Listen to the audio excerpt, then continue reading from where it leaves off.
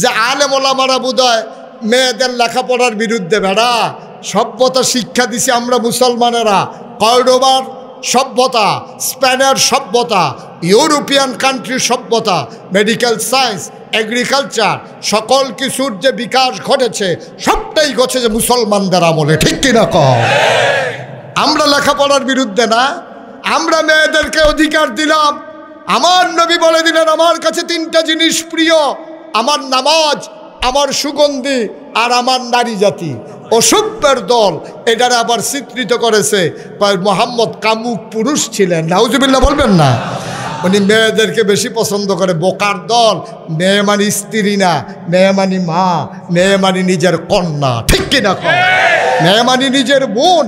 আমার নবী তার অধিকার দিল, মায়ের অধিকার দিল, স্ত্রীর অধিকার দিল। আল্লাহ কোরআনে বলে দিল, হুন্না লিবাসুল লাকুম ওয়া আনতুম লিবাসুন লাহুন্না। এই বেড়া, তোরা বেরিয়েছে মহিলারে, তোরা কোনো মর্যাদা দাস নাই, বিয়ে করস নাই, বিয়ে বহির্ভূত দাম্পত্য জীবন করেছ, ভোগের সামগ্রী বানিয়েছ নারীকে, কন্যা সন্তান হওয়ার কারণে জীবন্ত কবর দিয়েছ তোমরা নারীকে, তোমরা নারীকে বিনাশ করে দিয়েছ। নারীর মর্যাদা বলতে তোমরা কিচ্ছু দাও নাই। নারী ছিল দ্বিতীয় শ্রেণীর নাগরিক। হিন্দু ধর্মের ওরা, খ্রিস্টান ইহুদিরা নারীকে মনে করে শয়তানের আড্ডাখানা। এই নারীকে ধ্বংস করে দিতে হবে। নারী হচ্ছে সকল শয়তানের আড্ডা। এই কথা বইলা বইলা তারা নানানভাবে নারীকে যখন চিত্রিত করলো, আমার নবী এসে, আমার ইসলাম এসে বলে দিল, হুন্না লিবাসুল লাকুম ওয়া আনতুম লিবাসুন লাহুন্না। ও মুসলমান, নারী দ্বিতীয় শ্রেণীর নাগরিক না, নারী তোমার দাসীবাদী না, নারী হচ্ছে তোমার সন্তানের মা। আর হুন্না লিবাসুল লাকুম, তারা হলো তোমার গায়ের পোশাকের মতো। ও আনতুম লিবাসুন লাহুন্না, আর তোমরা যারা পুরুষ, তোমরা হলো মহিলার গায়ের পোশাকের মতো। সুবহানাল্লাহ বলবেন?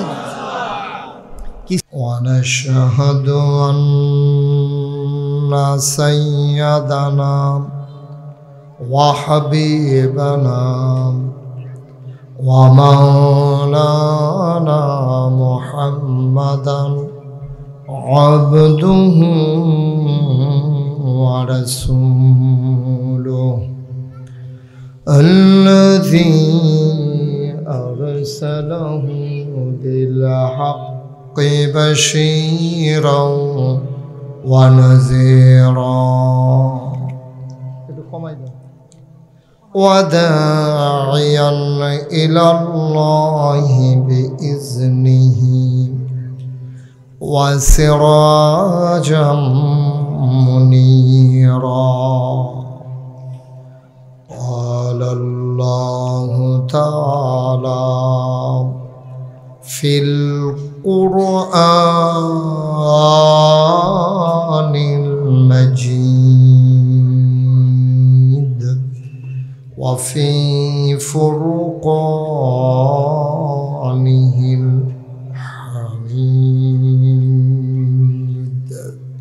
সবাই পড়ুন। আউযু বিল্লাহি মিনাশ শাইতানির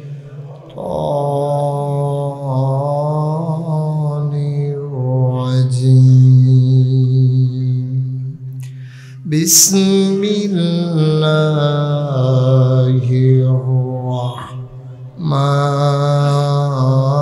রাহমানির রাহিম। ইয়া আইয়ুহান নাবিয়্যু তাকিল্লাহ ওয়া লা তুতি'ল কাফিরিনা ওয়াল মুনাফিকিন ইন্নাল্লাহা কানা আলিমান হাকীমা ওয়াত্তাবি' মা ইউহা ইলাইকা মির রাব্বিক ইন্নাল্লাহা কানা বিমা তা'মালুনা খাবীরা ওয়া তাওয়াক্কাল আলাল্লাহ ওয়া কাফা বিল্লাহি ওয়াকিলা। تنزيلا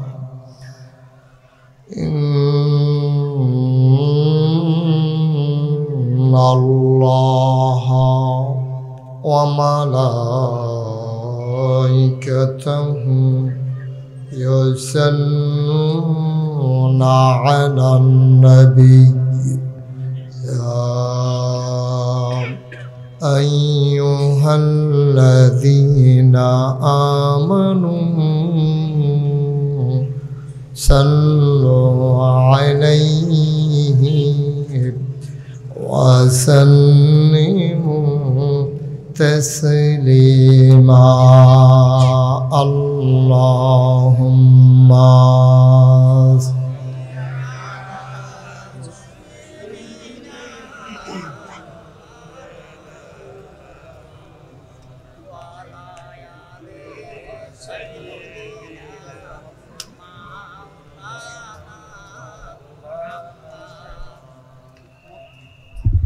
জোরে সুরে মহব্বতের সাথে গলা ছেড়ে দিয়ে পড়ুন আল্লাহুম্মা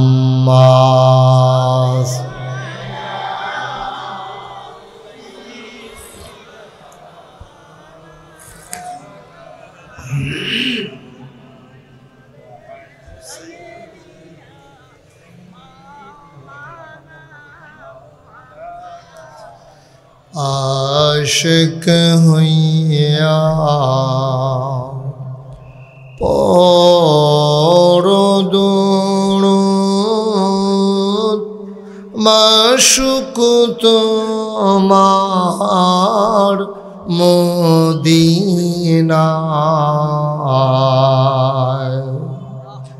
आशिक हुइया পড়ো দুরূদ মাশুক তোমার মদিনায় আশিক যদি হইতে পারো আশিক যদি হইতে পারো যাইবা সোনার মদিনায় আল্লাহুম্মা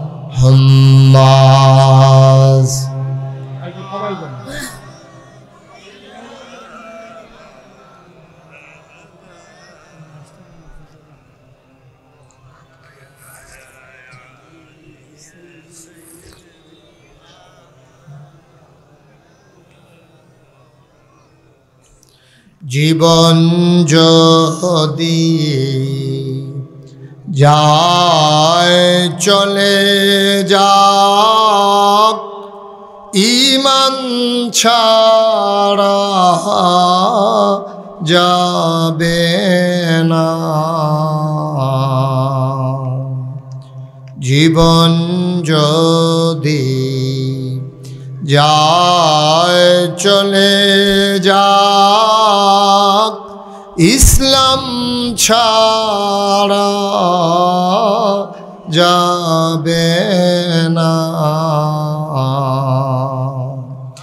ঈমান যদি ছাড়ো বন্ধু ইসলাম যদি ছাড়ো বন্ধু আল্লাহর জান্নাত পাবে না আল্লাহুম্মা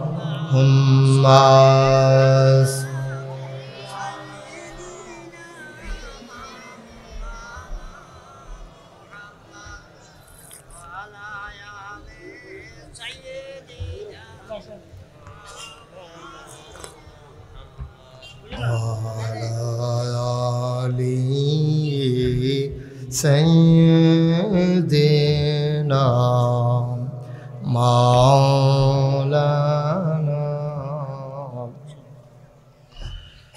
لا إله ইল্লাল্লাহ লা ইলাহা ইল্লাল্লাহ লা ইলাহা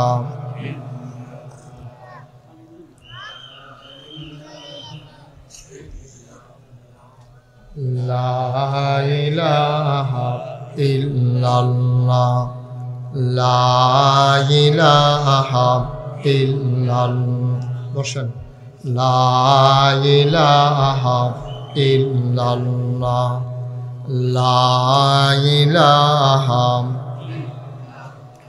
লা ইলাহা ইল্লাল্লাহ মুহাম্মাদুর রাসূলুল্লাহ সাল্লাল্লাহু আলাইহি ওয়াসাল্লাম আল্লাহুম্মা সাল্লি ওয়া সাল্লিম ওয়া বারিক আলাইহি। সবাই পড়ি আলহামদুলিল্লাহ। জুড়ে আরো জুড়ে বলেন সুবহানাল্লাহ, বলেন আল্লাহু আকবার। শুকরিয়া আদায় করলাম কার? করব কার? করে যাব কার? জেনে আজকের আয়োজনে পশ্চিম সাহেবনগর, নোয়াপুর ও দুর্গাপুর যুব সমাজের উদ্যোগে আয়োজিত পঞ্চম বার্ষিক তাফসিরুল কোরআন মাহফিল উপলক্ষে আজ 13 ফেব্রুয়ারি। বাঁশিটা বাজানো যাবে না, যারা বাঁশি বাজাচ্ছেন বাঁশি বাজাবেন না, বাঁশি বাজানো বন্ধ করেন। থাক বলছি।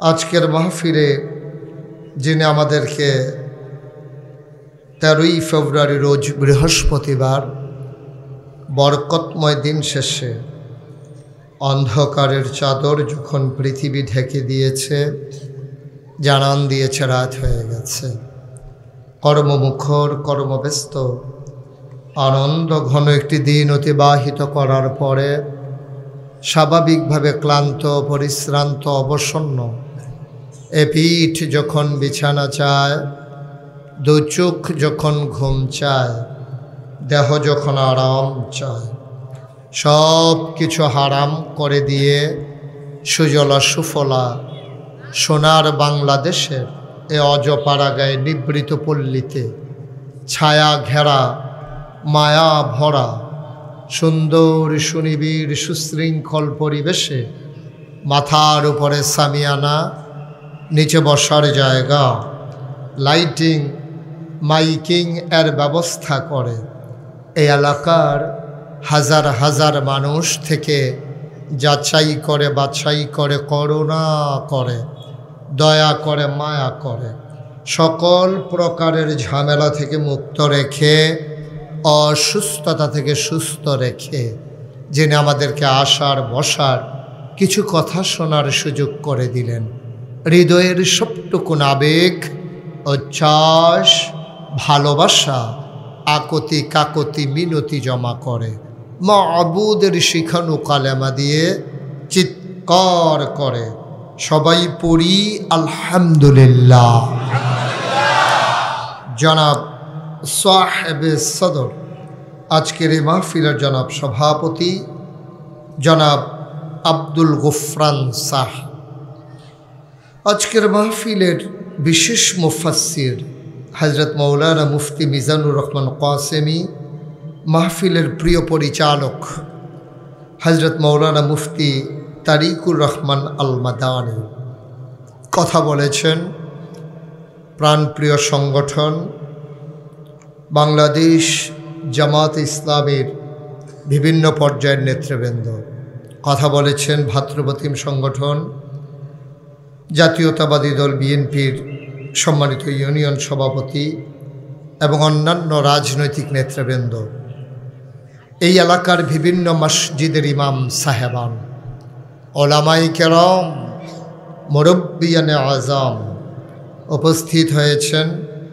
মরহুম মকফুর আমার তালুইজি মাস্টার মফিজুর রহমান সাহেবের সুযোগ্য সন্তান মুস্তাফিজুর রহমান নেকবর, উপস্থিত এই এলাকার দিনদার আশিকিন মুহিব্বিন, কলিজার টুকরা যুবকেরা, পর্দার আড়ালের আমার মা ও বোনেরা, সবার প্রতি আমার আবারও আন্তরিক সশ্রদ্ধ সালাম।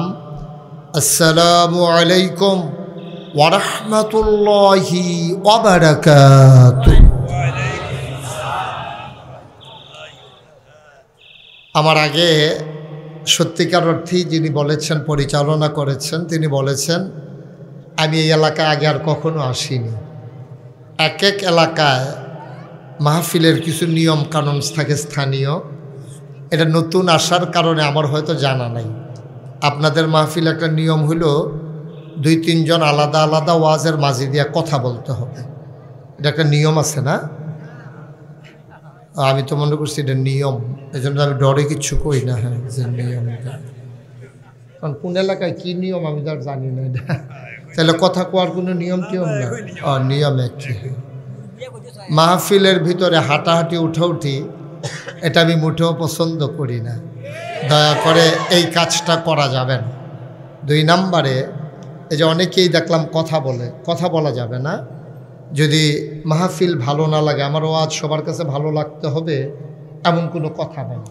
ভালো না লাগলে আপনি আস্তে করে উঠে যাবেন, কিন্তু আরেকজনের ক্ষতি করার আপনার কোনো অধিকার নেই, এটা আপনি করবেন, দয়া করে এটা করবেন না। আর বাঁশি যারা বাজায়, এটা তো কথা হয়েছে বাঁশি না বাজানো, এবং সভাপতি সাহেবের পক্ষ থেকে এটা নির্দেশ দেওয়া হয়েছে বাঁশি যেন আর না বাজায়। মোটামুটি এরকম নিয়ম আমরা মানতে পারলে আশা করি কিছু কথা শুনতে পারবো ইনশাআল্লাহ। আর সবচেয়ে বড় যেটা নিয়ম, এটা হলো আমি যখন যেটা বলতে বলি একটু আওয়াজ করে জবাব দিতে হবে। আমি একচেটি আওয়াজ করবো, আপনারা চুপ করে থাকবেন, এটা যেন না হয়। অনেক জায়গায় সামনের মানুষ আওয়াজ দেয়, মঞ্চে যারা আছে তারা চুপ করে থাকে। এই জন্য আমি অনেক জায়গায় ওই আওয়াজ করুন না নিচেতে তুললা, আওয়াজ না করুন না উফরেতে নামাইছি। তাহলে আপনি বুঝেন আওয়াজ করবেন কি করবেন না, হ্যাঁ এটা আপনার সিদ্ধান্ত। হ্যাঁ, বুঝ করে বসেন। অনেক জায়গায় আমি এই কারবার করছি। হ্যাঁ, আগে আগে বলে রাখলাম ভালো হয়েছে না? তারা যদি উফরে থাকতো আওয়াজ করে থাকবো, আর যদি নাইমা যাইতে চায় একবারে চুপ করে বসে থাকবেন, কতক্ষণ পরে আমি নামাই দেবো, আপনার নামা লাগবে না। হ্যাঁ, ইনশাআল্লাহ। আমিন বলেন। কি কথা হয়েছিল না? আসতে না জুড়ে? যারা মোবাইলগুলো ধরে রেখেছেন দয়া করে এগুলো পকেটে ঢুকুন, এভাবে রেকর্ড হয় না। এভাবে রেকর্ড হয় না। আপনার সাথে আমার সাউন্ড সিস্টেম নাই তো, কানেকশন নাই। আপনি ওয়াচ ইউটিউবে হাজার হাজার ওয়াজ আছে, আমার কথা বলা যাবে। ইউটিউবে আমার হাজার হাজার ওয়াজ, আপনি কয়টা দেখবেন? ওয়াজ শুনতে শুনতে একদিন মরে যাবেন, দেখবেন যে ওয়াজ অনেকগুলো বাকি রয়েছে। যাদের মোবাইল আছে মোবাইলগুলো একেবারে বন্ধ করেন, একবারের বেশি 2 বার কথা বলার সময় নাই। সবাই মোবাইলগুলো বন্ধ করে দিয়ে বসেন। মাইকম্যান তুমি আর একটু স্মুথ করে দাও, আওয়াজটা আর একটু কমিয়ে দাও, আমার কানে যেন আওয়াজটা বাড়ি না খায়। এত বেশি আওয়াজের দরকার নাই, এটা আলাদা নয়েজ হচ্ছে, তুমি শুনতে পাচ্ছ? এই আলাদা নয়েজটা বন্ধ করো, শুধু মাইকের আওয়াজ থাকবে। যে আমি কথা বলতে গেলেই একটা নয়েজ হয়, এই দেইরা আওয়াজটা দরকার নাই। মাইকে যে দূর আছে দূরে দাও, আলগা টালগা লাগতো না আমরা। হ্যাঁ, আমিন কন। এই আওয়াজ জোরে কন। আর নাই, আরো জুড়ে বলেন সুবহানাল্লাহ, বলেন আলহামদুলিল্লাহ, আল্লাহু আকবার। শুকরিয়া আদায় করলাম কার? করব কার? করে যাব কার? লস না লাভ? কম না বেশি? প্রমাণ আছে নাকি নাই? আমার আল্লাহ রাব্বুল আলামিন কুরআনুল কারীমে কত সুন্দর করে ওয়াজ করে দিলেন। আল্লাহ বলেন লা ইন শাকারতুম লা আযীদান্নাকুম। ও দুনিয়ার মানুষ, নিয়ামত পেয়ে যদি শুকরিয়া আদায় করবে, যেই নিয়ামত পেয়ে শুকরিয়া আদায় করবে, শুকরিয়া আদায়ের কারণে ওই নিয়ামত আমার আল্লাহ আরো বহুত গুণে বাড়িয়ে দেবেন। বলেন সুবহানাল্লাহ। আমার আল্লাহ যা বলেন তা করেন নাকি করেন না? কম কম না বেশি বেশি? প্রমাণ আছে নাকি নাই? কোরআনুল কারীমে 30 পারায় সূরা বুরুজের শেষ অংশে আল্লাহ কত সুন্দর করে ওয়াজ করে দিলেন। আল্লাহ বলেন ফাআলুন লিমা ইউরিদ। আমার আল্লাহ এমন আল্লাহ, তার যা মন চায় ওই কাজটাকে আমার আল্লাহ বেশি বেশি করে দেন। বলেন সুবহানাল্লাহ। আল্লাহ দুনিয়ার মানুষের মতো না। দুনিয়ার মানুষ বলে একটা করে আরেকটা, ঠিক কিনা? অসুখে পড়লে একরকম, ভালো হয়ে গেলে আরেক রকম। নদী পার হওয়ার আগে একরকম, নদী পার হয়ে গেলে আরেক রকম। ক্ষমতায় থাকার সময় একরকম, ক্ষমতা চলে গেলে আরেক রকম, ঠিক কিনা? ক্ষমতায় থাকার সময় এমন কথা কয় যেটা সে পারবে না ওইটাও কয়। এই আপনাদের পার্শ্ববর্তী একটা লোক ছিল, ক্ষমতায় থাকার সময় সে প্রায় বলতো, মানুষকে ডাইকা ডাইকা বলতো খেলা হবে খেলা হবে, সে প্রায়ই বলতো। আমি তার শরীরের দিকে খেয়াল করে দেখলাম, যখন কয় খেলা হবে তখন তার শরীর কাঁপে, শরীর দুর্বল, তো তার ওপেন হার্ট সার্জারি হয়েছে। তো কথা কইতে তো একটা বুঝমো তো কোয়া লাগে। এখন ক্ষমতা আছে বইলা তুমি জানো তোমার শরীর ভালো না, তো তুমি কথা কইতে বুঝ কইরা কখন লাগতো না? এখন প্রত্যেক দিন যখন কয় খেলা হবে খেলা হবে, ফলাফাইন একদিন ডাকের লোকে যখন নাম বালাইছে তখন পেলে আর খুঁজা পাওয়া যায় না। খেলোয়াড় গেছে ভাগ্যা, এখন খেলা হইতেছে একসেটিয়া, ঠিক কিনা কম? তা আপনি পারবেন না যে এটা বলার দরকার কি? বলছিলাম মোবাইলগুলো ধরে রাখার জন্য না। তা আমার এই কথাটাই আপনি যদি শুনতে না পারেন, তা আমার ওয়াজে আপনি শুনবেন, এরপরে থেকে নামাজ পড়বেন, এটা আমি কেমনে বুঝবো বলেন? আমি তো ছোট্ট একটা কথা বলছি যে মোবাইলগুলো বন্ধ রাখেন, আমার দিকে খেয়াল করে দেখেন। সব সময় তো আপনারা এই ইউটিউবেই আমারে দেখছেন, তো এখনও যদি এই মোবাইলের ভিতরে এসাইয়া থাকেন তো আমি আর বাড়ুই শিখিতাম, বাড়ুইলামে তো সাওয়ানের লেগে, তা ওখানে এই ভিতরে এসাইয়া রইছেন। কয়েকজন দেখলাম বুট খাইতে আছে, মানুষে ভাতও এমনি খায় না, হেতে যেমনি বুট খাইতে আছে। এই সামান্য সময়ের ভিতরে কেজি খানেক বুট খাইছে। কারবার দা খানা টানা বন্ধ করেন, মনোযোগের সাথে শুনেন। আমিন কন, জোরে কন। ও মুসলমান, মন দিয়ে শুনুন, আল্লাহ তাবারক ওয়া তাআলা তিনি যা বলেন তিনি তাই করে দেন। তিনি কখনো ওয়াদা খেলাফ করেন না। ওয়াদা খেলাফ করা আমার আল্লাহর জন্য শোভাও পায় না। এই জন্য তিনি নিজেই নিজের পরিচয় তুলে ধরলেন, ইন্নাকা লা তুখলিফুল মিয়াদ। আমার আল্লাহ এমন আল্লাহ, তিনি যা ওয়াদা করেন, ওয়াদার খেলাফ করা আমার আল্লাহর জন্য শোভা পায় না, ঠিক কিনা? এই আল্লাহ আছেন নাকি নাই? ছিলেন নাকি ছিলেন না? থাকবেন নাকি থাকবেন না? আমার এই আল্লাহ কয়জন? জোরে কন, আর জোরে, মধুর সুরে, সবাই মিলে মন প্রাণ উজাড় করে গলা ছেড়ে দিয়ে সাহেবনগর, নোয়াপুর, দুর্গাপুরের জমিন কাঁপিয়ে দিয়ে রাতের নিস্তব্ধতা ছিন্ন ভিন্ন করে চলো সবাই মিলে আল্লাহর একটা ডাক দেয়, আল্লাহ। ও প্রাণের আল্লাহ, তুমি লাম ইয়ালিদ ওয়ালাম ইউলাদ ওয়ালাম ইয়াকুল লাহু কুফুয়ান আহাদ। তিনি কারো থেকে জন্ম নেন নাই, কাউকে জন্ম দেন নাই।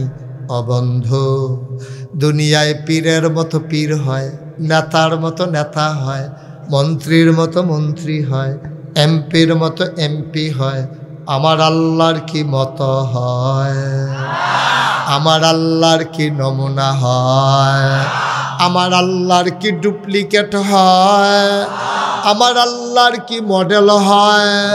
আল্লাহু লা ইলাহা ইল্লাহু, আমার আল্লাহ এমন আল্লাহ যার মতো নাই, যার লয় নাই, যার ক্ষয় নাই, যার শুরু নাই, যার শেষ নাই, যার আদি নাই, যার অন্ত নাই, যার দিগন্ত নাই, যার ডেস্ট্রয় নাই। হুয়াল হাইয়ুল কাইয়ুম, তিনি চিরঞ্জীব, তিনি চিরস্থায়ী। এই আল্লাহ আছেন নাকি না?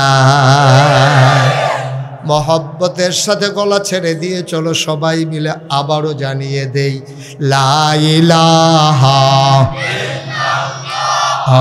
লা ইলাহা লা ইলাহা, জোরে জোরে লা ইলাহা, আরো জোরে লা ইলাহা, মধুর সুরে লা ইলাহা, মাশাআল্লাহ লা ইলাহা। আসমান জমিন গায়রুল্লাহ, পাহাড় পর্বত গায়রুল, আসমান জমিন গায়রুল, পাহাড় পর্বত গায়রুল। শুদ্ধ তুমি মাবুদ আল্লাহ, লা ইলাহা লা ইলাহা লা ইলাহা, লা মাবুদা ইল্লাল্লাহ, লা মাশুকা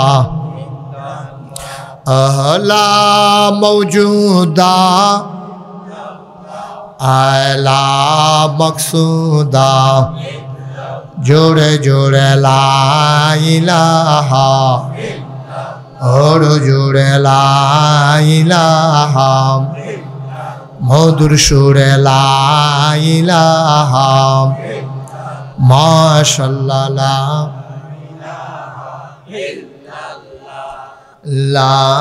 ইলাহা লা ইলাহা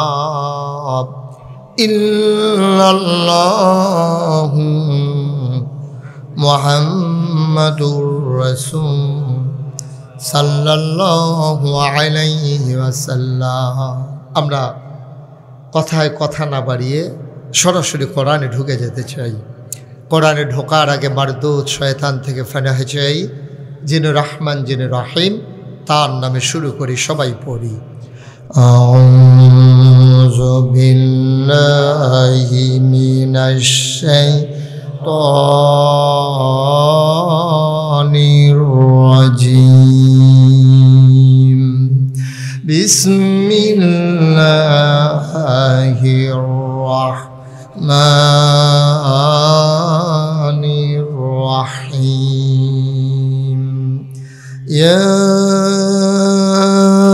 আইয়ুহান নাবিয়্যু তাকিল্লাহ ওয়া লা তুতি'ল কাফিরিনা ওয়াল মুনাফিকিন ইন্নাল্লাহা কানা আলিমান হাকীমা।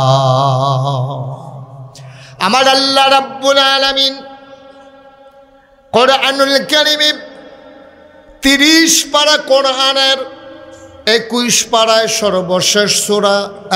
এই যে ভাই আপনি উঠছেন কেন? এদিকে আসেন, ওদিকে যান, যান এখানে যান।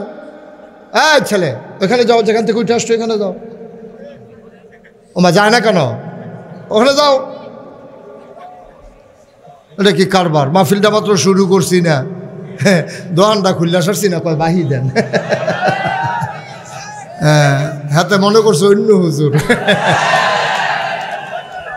সিফা দিয়া বইয়া থা, তুমি নমুনাটা দেখতেছো না? কি যাইতে আছে হলো উডে উডে বুঝছে না সারছে থাক আমিন কও কেউ ওঠার চিন্তাও করবেন না আমি শুরুতেই বলছি যে উঠাউঠি করা যাবে না আপনি উঠলে তখনই উঠা দরকার ছিল এটা মামুর বাড়ির আবদানটা যাইবেন আর যাইবেন এখন আপনি আমার অধীনে আছেন একটা কানে মাছি লাগবেন না চোখের খরগোশের মতো কান খাড়া করে মাছের মতো নিষ্পলক নয়নে আমরা কথা শুনবো ইনশাআল্লাহ আল্লাহ যেন কবুল করে সবাই পড়ে আমিন যার যত কাজ আছে সব বন্ধ মোবাইলগুলো টোটালি অফ মোবাইলের এটাই হলো ঝামেলা মাহফিল থেকে উড়ানের দুইটা সিস্টেম আছে একটা হইলো শুধু একটা বাচ্চা লগে লই আইবেন কুদ্দুর ফরে ফরে তারে সিমটা দিবেন তো তে যখন কানবো আপনি তারে কুলো লইয়া বাড়ি যাবেন গাতে কান দে তে কান দে না তারে কান দেয় আর একটা হলো মোবাইল কানের কাছে ধইরা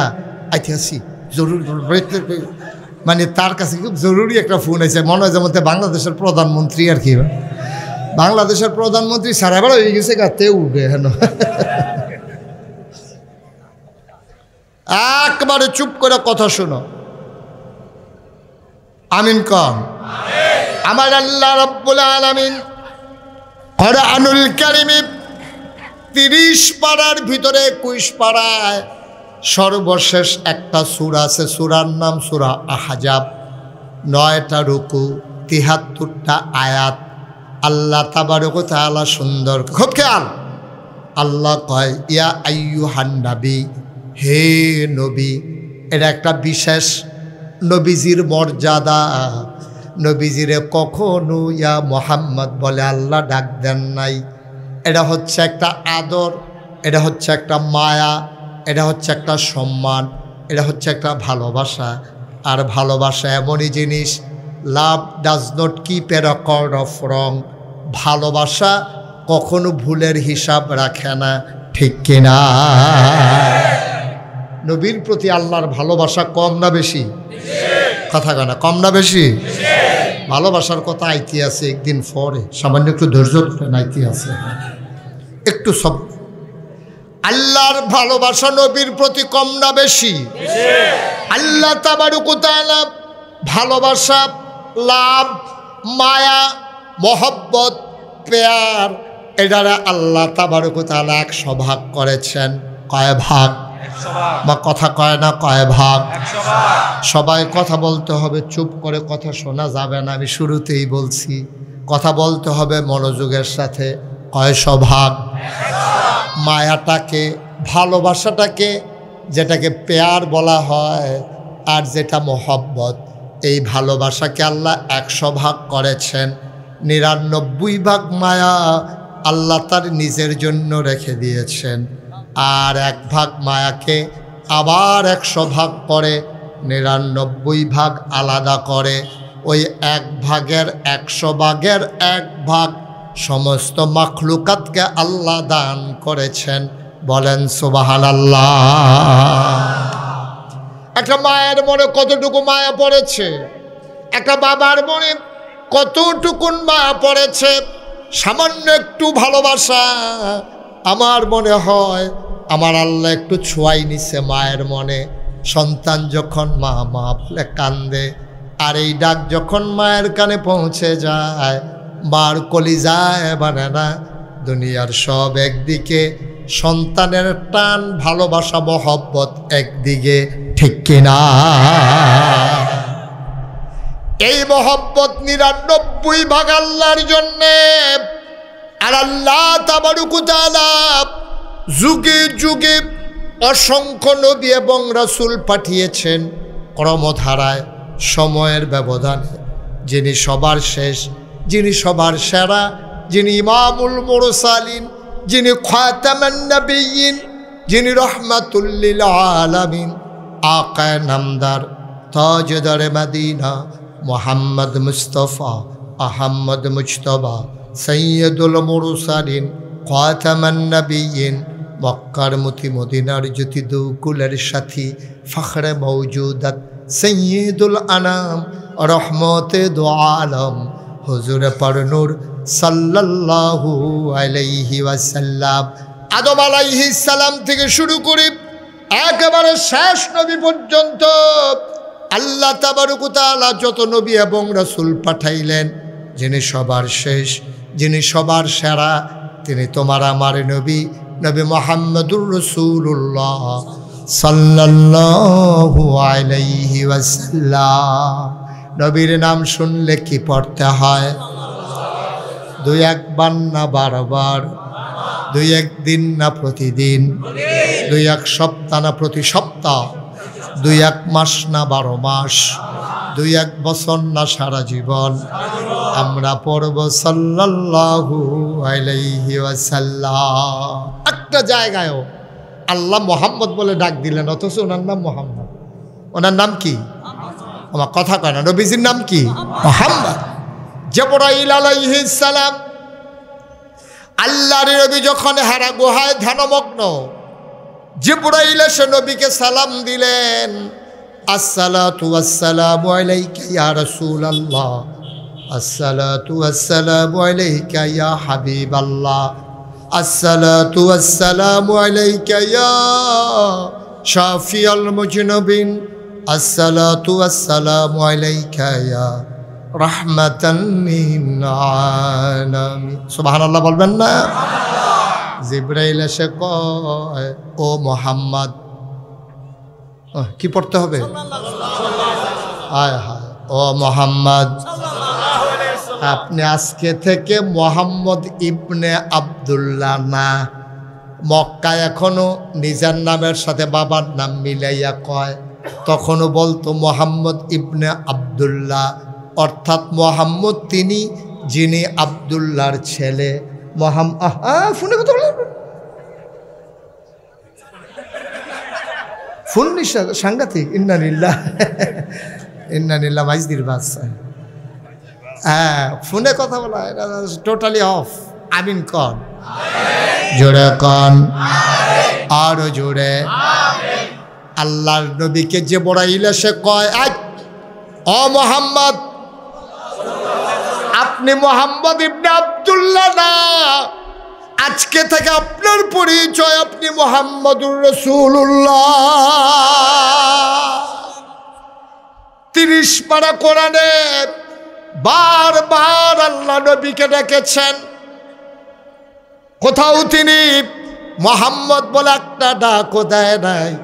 কাফেরেরা যখন নবীর পরিচয় জানতে চায় না, শুধু এক জায়গায় আল্লাহ বলেছেন মুহাম্মদুর রাসূলুল্লাহ। মুহাম্মদ হলেন তিনি যিনি আল্লাহর রাসূল। চিনাইতে গিয়া একবার শুধু নবীর নামটা ব্যবহার করেছেন, আর বাকি সব জায়গায় মায়া ভরা কণ্ঠে ডেকেছেন, ইয়া আইয়ুহাল মুজাম্মিল, ইয়া আইয়ুহাল মুদ্দাসসির। কি মজার! সুবহানাল্লাহ বলবেন না? ইয়া আইয়ুহান নবী, ইয়া আইয়ুহার রাসূল। এক জায়গায় নাম বলে ডাকেন নাই। এই যে 21 পারায় সর্বশেষ সূরা, সূরার নাম সূরা আহজাব। শুরুতে আল্লাহ কয়, ইয়া আইয়ুহান নবী, হে নবী, আত্তাকিল্লাহ, আপনি ভয় পাবেন কেবলমাত্র, শুধুমাত্র, একমাত্র আমার আল্লাহকে। কারে কয়? মা কথা কয় না, কারে কয়? নবীজিরে কয়। কে কয়? আহা, মনোযোগ নাই তো। সবাই একটু খেয়াল করেন, আমি যেটা প্রশ্ন করি বুঝা থাকলে বলবেন, নাইলে আমি আবার বলে দেবো, সমস্যা কি?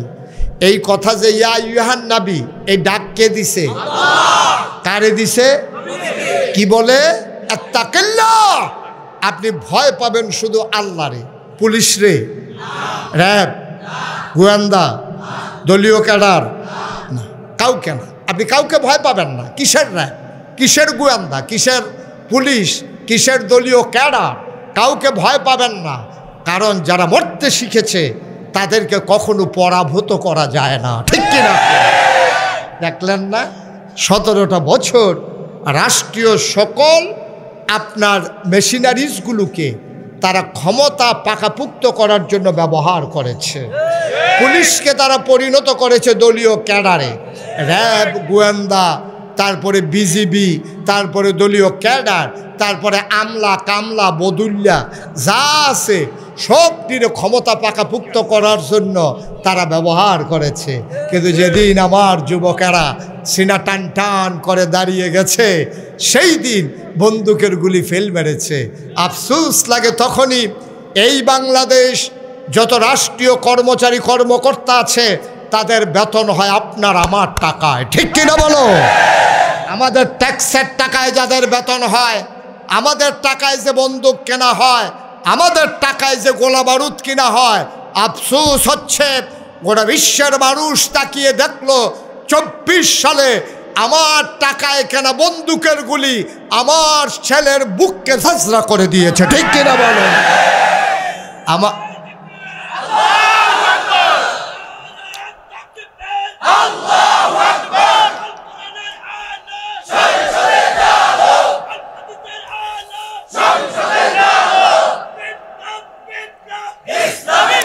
সবাই পড়েন আমিন। আমি বলেছি 17 বছর ধরে সকল রাজনৈতিক দলগুলো যখন আন্দোলনে ঝাঁপিয়ে পড়েছে, মামলা হয়েছে, হামলা হয়েছে, জেল জুলুম নির্যাতন হয়েছে, আয়না ঘরে ঢুকিয়ে যে পাশবিক নির্যাতন করা হয়েছে, তারপরেও যখন এই জগদ্দল পাথরটাকে সরানো যাচ্ছিল না, আমার আবু সাইদ, আমার মুগ্ধ, ওরা যখন সিনা টান টান করে দাঁড়িয়েছে, তখন আর কোনোভাবেই ক্ষমতার মসনদকে ধরে রাখা যায় না, ঠিক কিনা বলো? সুতরাং মরতে শিখে গেলে তাদেরকে মৃত্যুর ভয় দেখাইয়া লাভ নাই, কারণ গাঞ্জা খাওয়া অন্য মানুষের বিড়ির ডর দেখাইয়া লাভ নাই।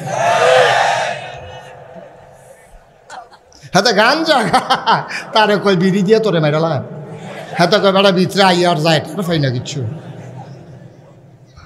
যে ছেলেরা মরতে শিখেছে তাদেরকে মৃত্যুর ভয় দেখিয়ে অবনত করা যায় না, দমিয়ে রাখা যায় না। এজন্য আল্লাহ তাবারক ওয়া তাআলা শুরুতেই জানিয়ে দিলেন, ও নবী, দুনিয়ার কোনো শক্তিকে ভয় পাবেন না। আমার মনে হচ্ছিল, আমি যখন এই আয়াতটা তেলাওয়াত করছিলাম, আমার মনে হচ্ছিল আল্লাহ যেন আজকে 2024 সালে 5 আগস্টের আগে আল্লাহ যেন বাংলাদেশের যুবকদেরকে ডেকে বলছে, ইয়া আইয়ুহার রাসূল, ইয়া আইয়ুহান নাস আত্তাকিল্লাহ, কাউকে ভয় পাবা না, ভয় পাবো শুধু আল্লাহকে, ঠিক কিনা বলো? আর যুবকেরা যেন সেই আয়াতকে মর্মে মর্মে ধারণ করে ওরা যেন ঝাঁপিয়ে পড়েছিল আল্লাহর যারা ভয় পায় না, যারা আল্লাহকে ভয় পায় না, যারা আল্লাহর বিধান মানে না, এই মানুষগুলোকে ঝেঁটিয়ে পিটিয়ে বিদায় করার জন্যে সব জায়গায় যখন কথা হচ্ছিল, দফা এক, দাবি এক, পদত্যাগ, কিন্তু আল্লাহ তা মানলেন না। আমাদের হিসাব একরকম, আল্লাহর হিসাব আরেক রকম। আমরা রাজনৈতিক দল, ওলামায়ে কেরাম, মসজিদের খুতবা, সকল জায়গায় আমরা একটাই স্লোগান শুনেছি, ইলেকট্রনিক্স মিডিয়ায়, প্রিন্ট মিডিয়ায়, সোশ্যাল মিডিয়ায়, আমরা সব জায়গায় দেখেছি সবাই মিলে একটাই কথা বলেছে, দফা এক, দাবি এক, দেশ ত্যাগ, পদত্যাগ। আল্লাহ বলছে না, এটা তোমাদের স্লোগান হতে পারে, আমার ফায়সালা আর একটা, দফা এক, দাবি এক, দেশ ত্যাগ, ঠিক কিনা বলো? সুতরাং পদত্যাগে হবে না, দেশ ত্যাগ করা লাগবে। এটা কিন্তু আমাদের চাওয়া ছিল না। এই চাওয়া কার? কথা কার? এই চাওয়া কার? আমরা তো চাইছিলাম পদত্যাগ, আমরা মাথায় আসে নাই যে দেশ ত্যাগ। আল্লাহ কয়, তোমার মাথার যেটা আইয়া না, আমি এটা করি, আর লেগে তো আমি আল্লাহ, আমি তোমার মতো ব্রেন দিয়া কাম করি? আমি যে কি কারবার গড়াই দেবো দেখবা, ভাত খাওয়ানোর সময় দিতাম না। আমি সাংঘাতিক জিনিস, ধরে না, ধরলে আল্লাহ, সাংঘাতিক আল্লাহ, ডেঞ্জারাস আল্লাহ। খুব সাবধানে চলাচল করবেন সবাই, কোনা আমিন। কষ্ট হচ্ছে বোধ হয় না? খুব মনোযোগের সাথে যারা দাঁড়িয়ে আছে ওনারা দাঁড়িয়ে থাকবে, বসে যাওয়ার কোনো ব্যবস্থা নাই। হ্যাঁ, মাশাআল্লাহ, অনেক লোক চলে আসছেন। সামনে যাদের জায়গা আছে ঘাসের উপরে বসে পড়ুন, প্রয়োজনে বাড়ি থেকে গোসল করে ফেলবেন, অসুবিধা কি? আজকে এমনি তো গরম পড়ছে, গোসল লাগে হিসাবে। হ্যাঁ, বসে যান যারা দাঁড়িয়ে আছে। এই শাক বস, এই যে লাল গেঞ্জি বস, সবাই বসে পড়েন। পেছনে, এই তুমি কই যাও, এই যে কই যাও, তারে ধরো, তারে 3 জনে ধরো। ভাই উঠি করা যাবে না, মস্কারার জায়গা না, এটা একটা লোক উঠবে না। এখন থেকে যে উঠবে তার কোনো বিচার হবে না, যাদের কাছ থেকে উঠবে বিচার হবে তার। তো বুঝে না, তে বুঝলে উঠলো না হইল, তাহলে আপনারা বুঝের মানুষের ভিতরে তেতে উঠতে গেল কেমনি? এটাই তো আমাদের দেশটা গজব হইছে। আর নইলে সরকার বদল তো সব জায়গায় হয়। সরকার বদল কি শুধু বাংলাদেশে হয়? মৃত্যুর কারণে সরকার বদল হয়, গণ অভ্যুত্থানে সরকার বদল হয়, নির্বাচনের কারণে সরকার বদল হয়। কিন্তু সরকার বদলের পরে সরকারি দলের 330 জন মেম্বার অফ পার্লামেন্ট, আমলা কামলা, র্যাব, গোয়েন্দা, ঊর্ধ্বতন কর্মকর্তা, উপদেষ্টা সবাই মিলে পালিয়ে গেছে। বাংলাদেশ ছাড়া আর কোথাও হয় নাই, ঠিক কিনা? কারণ ওই যে ডাক শুনে না, যে তারও তো এই অবস্থা হইব। ফ্যানটা একটু পিছনে দেন, ঘুরে দেন, আমার কানের কাছে আসে। ইয়াতে হাত পাখা দিলেই ভালো ছিল। ফ্যানের বাতাস ঠান্ডা বেশি, হাত পাখা দিলে অনেক ভালো। যিনি টায়ার্ড হয়ে গেছেন বদলাইয়া দেন, টায়ার্ড হওয়া দরকার আছে। মাত্র শুরু। আমরা ইনশাআল্লাহ নিয়ত করেছি যে লম্বা আলোচনা হবে ইনশাআল্লাহ। আমার আছে 3-4 ঘন্টাও লাগতো পারে। সভাপতির নাইয়া সিফা দিয়া লাইছে, এর লেগে তো আইতাম চাইছি না, শৈলবালা না। এখন কি তারে কয় 3-4 ঘন্টা? আমি তো এটাই করতে আছি, যাই আপনি আইসা নহন 3-4 ঘন্টা হইল না তো শরীরটা আরও সংখ্যা খারাপ হয়ে গেছে কেন? ধৈর্য ধরে বসেন, বেশি খারাপ হয়ে গেলে যাইবেন গা, অসুবিধা নেই। টেনশন করে লাভ নাই। যেমন আছে ফজরের আজানও দিতে পারে, এটা একটা কথার কথা ইনশাআল্লাহ। হ্যাঁ, আমিন বলো। উনি কয় ফজরের আজানে জীব দিব লইরা টইরা বই রেডি হইয়া বইতে একটা বালিশ আনান না হইলে। হ্যাঁ, আমিন কন, জুড়ে কন, আরো জুড়ে। আল্লাহ বলছেন ইয়া আইয়ুহান নবী, কথা মনে আছে? হ্যাঁ নবী, আত্তাকিল্লাহ, আপনি ভয় পাবেন শুধু আল্লাহর। এখানে যদিও নবীরা ডাক দিছে, এখানে শুধু নবী উদ্দেশ্য না, নবীর যারা উম্মত কিয়ামত পর্যন্ত যত মানুষ আসবে সবাইকে যেন ডেকে বলতে চায়, ফেনীর মানুষ, এই পরশুরামের মানুষ, দেখো দেখো তোমরা কিন্তু অন্য কাউকে ভয় পাবা না। এইসব আসবে যাবে, এতে কিছু আসে যায় না। আমার নবীরেই তো কত ভয় দেখাইছে। যেই নবীরে মানুষ আল আমিন উপাধি দিছে, যেই নবীরে বলছে সাদিক, সুবহানাল্লাহ বলবেন না? যেই নবীরে বলছে সাদিক, তারপরে বলছে আল আমিন। এটা কি ফেনীর তারা বলছিল না মক্কার তারা? কথা কইয়ান। এই মাহফিলের ওয়াজ হয় শ্রোতার উপরে নির্ভর করে। মাহফিল হচ্ছে গিভ অ্যান্ড টেক, দেওয়া নেওয়া, চাওয়া পাওয়া, আদান প্রদান, লেনদেন। আমি ওয়াজ দেব আমার তৌফিক অনুযায়ী, আপনারা জায়গায় জায়গায় সুবহানাল্লাহ আলহামদুলিল্লাহ দিবেন। কোনো কৃপণতা সুবহানাল্লাহ কর। যখন যেটা বলা দরকার আস্তে না জুড়ে, মাহফিল কারে কয় একবারে বুঝাই দেবেন ইনশাআল্লাহ। যখন যেটা জিজ্ঞে খাউন্না ভালো হইলে শাহিদারি করে মজা আছে, ঠিক কিনা কর? আর যদি যেটি দিছে এটি লাড়াচাড়া করে, যে শাহিদারি করে তার সেতুটি উড়ানতে খাইতে পারে না, ইয়া বইয়া রইছে, তখন কিন্তু সাংঘাতিক খারাপ লাগে। সুতরাং আমি হইলাম দেউন্না, আপনি রইলেন খাউন্না।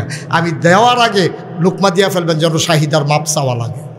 আল্লাহ যেন হেফাজত করে, সবাই কোনা আমিন জোরে। তা আল্লাহ এই নবীজিকে এই মক্কার কাফেরারা, আমরা না, নবীজির আলামিন বলছিল এই আমরা না মক্কার মানুষেরা? মুসলমানেরা না কাফেরেরা? কাফেরেরা। নবীজিরে কিন্তু কোনো মুসলমান আল আমিন বলেন নাই, তখন তো ইসলাম প্রকাশই হয় নাই। 40 বছর বয়সে নবীর নবুয়ত প্রকাশ পেয়েছে। এর আগেই তো ছোট থাকতেই নবীকে আল আমিন বলেছে, সাদেক বলেছে, বিশ্বাসী বলেছে, সত্যবাদী বলেছে। ফলশ্রুতিতে আম্মাজান খাদিজা রাদিয়াল্লাহু তাআলা আনহা যখন একজন বিশ্বস্ত লোক খুঁজতেছিলেন, মক্কার সবাইকে জিজ্ঞেস করেছিলেন, আমার পুঁজি আছে, এখন শ্রমিক দরকার, শক্ত আমানতদার বিশ্বস্ত, এ মানুষটাকে যখন তিনি খুঁজতেছিলেন যে আমার টাকা আছে, টাকা আসলো কোত্থেকে? আম্মাজান খাদিজার কাছে 3 জায়গা থেকে আম্মাজান খাদিজা টাকা পেয়েছেন। একটা হচ্ছে ওনার আগে 2টা বিয়ে হয়েছিল, ওই 2 স্বামী ছিল ধনী মানুষ, মারা যাওয়ার পরে সব সম্পদের মালিক হয়েছেন আম্মাজান খাদিজা। আরেকটা হলো আম্মাজান খাদিজার যে আব্বা, আমরার যিনি নানা হয়, আমরার কি হয় বা কথা কয় না, কি হয়? আমাদের নানাও ছিলেন ধনী মানুষ, তো নানা থেকে পাইছে, এর আগে 2 স্বামী থেকে পাইছে। এই 3 জনের থাকা টাকা পাইয়া আম্মাজান খাদিজা মক্কায় তৎকালীন জমানায় ধনী মানুষদের ভিতরে অন্যতম একজন ছিলেন। আম্মাজান খাদিজা চিন্তা করলেন, টাকাগুলো পড়ে রইছে, একটু কাজে লাগাইতে পারলে ভালো ছিল। আমি তো মহিলা মানুষ, আমি বিদেশে সফর করে কেমনে ব্যবসা করব। তখন মক্কার লেনদেন হতো সিরিয়ার সাথে, বিভিন্ন অন্যান্য জায়গার সাথে, বিশেষ করে সিরিয়ার মানুষের সাথে তাদের ব্যবসা ছিল খুব বেশি। তখন নবীজি এই খুঁজতেছিলেন আম্মাজান খাদিজা, এই মক্কার হাজারো মানুষের মাঝে একটা বিশ্বস্ত মানুষ নাই, একটা আমানতদার মানুষ নাই, যারা ক্ষমতা পাইলে 17 বছর ধরে রাখে না এমন একটা মানুষও নাই। দাদা একবার তোমার ম্যান্ডেট দিয়া ক্ষমতা দিছে, তো তোমার যখন ক্ষমতা 5 বছরের লেগে তোমার যখন ভোট দিয়া বসাইছে, তুমি আবার ছেড়ে দাও, আবার ভোট দাও, সবাই ভোট দিলে আবার থাকো, নাইলে আরেক দল আসবে, পরবর্তীতে আবার আসবা। এটাই তো ছিল গণতান্ত্রিক পদ্ধতি। তুমি একবার পাইয়া ক্ষমতা এমনভাবে আঞ্জা দিয়া ধরছে, মনে করছে এটা সাইডা লাভ নাই। কারণ এমপি সাহেব চিন্তা করে কি সুন্দর, সামনে পুলিশের গাড়ি, পিছে পুলিশের গাড়ি, পেপু পেপু, এটা দেখে আর মাথা গরম হয়ে গেছে গা। আরে এর পরে কেমনে কি করবো, হে আর ক্ষমতা ছাড়তে চায় না, ঠিক কিনা কও?